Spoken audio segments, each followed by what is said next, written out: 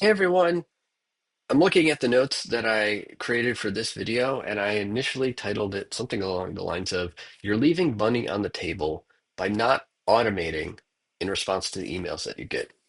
And I absolutely think that's true, but that's really long for a title. So let's discuss it further. But before we get into it, I want to remind you that every Tuesday at 10 a.m. Pacific, we host what we've been calling the Cortex Users Group, and we talk about things like this. We talk about automation. We talk about things that you can do with Cortex. Obviously, Cortex being our automation platform, our integration platform, and of course, it started with. The automation and integration part started with processing incoming email. So let's talk about email. Everybody uses it. It doesn't matter how big your company is, you use email.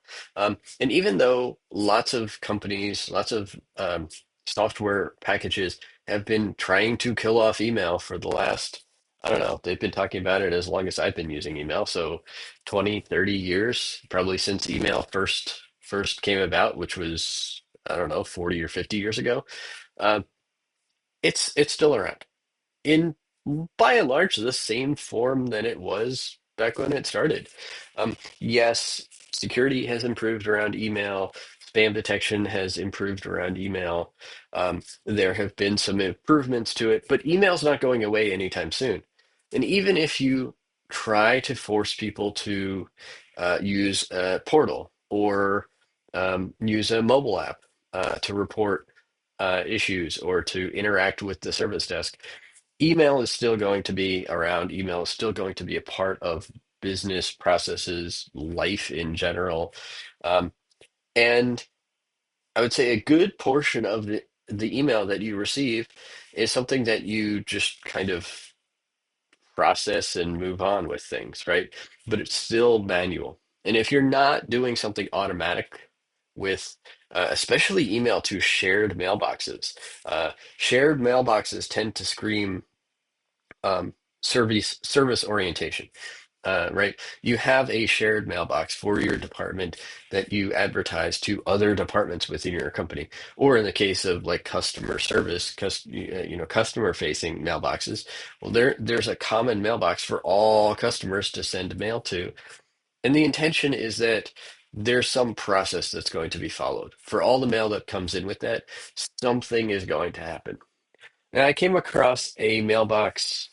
I was the consumer of it, or the outside of the company for this the other day. I came across a mailbox that I could tell very clearly was had some automation behind it. So I think it was for accounts payable.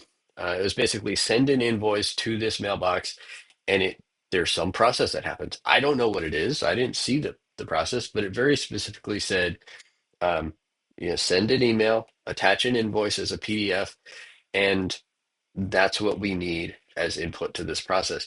And I thought, that's fantastic. This company knows what they're doing, and has leaned into automating the processes that can be automated, that they know are repetitive and I think in this case probably required some auditing.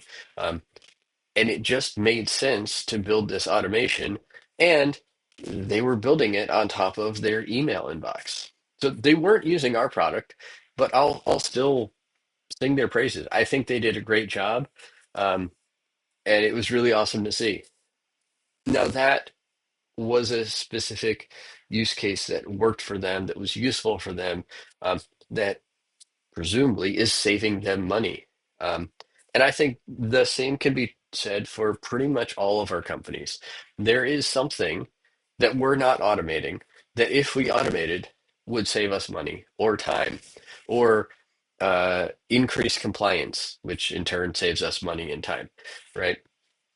The saving us money and time might not be the primary motivator. It might be the secondary effect of increasing compliance, increasing um, reliability, increasing consistency, those sorts of things.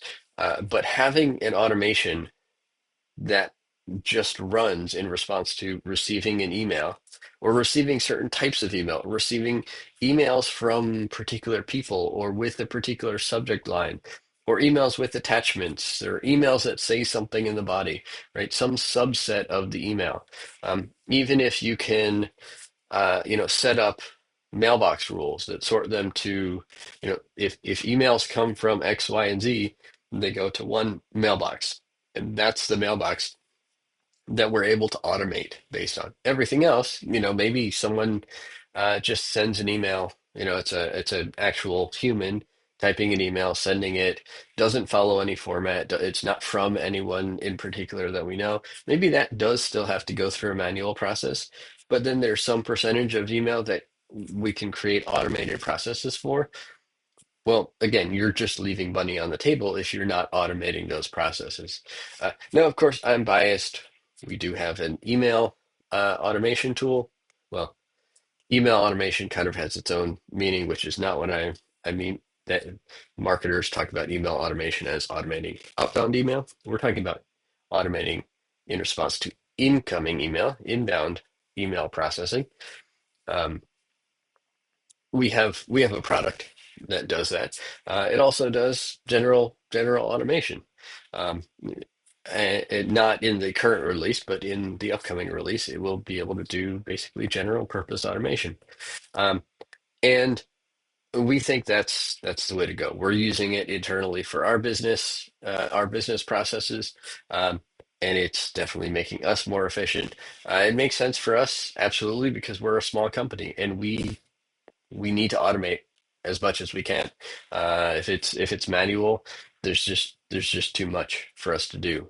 We need to lean into automation as much as possible.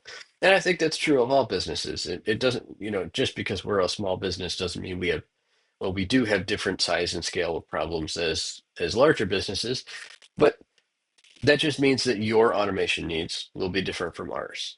Um, the processes that we automate make sense for us. The processes that you automate need to make sense for you. And that's, I think, I've mentioned in previous videos, I think where people get into trouble is they just try to automate everything. They see automation as a silver bullet.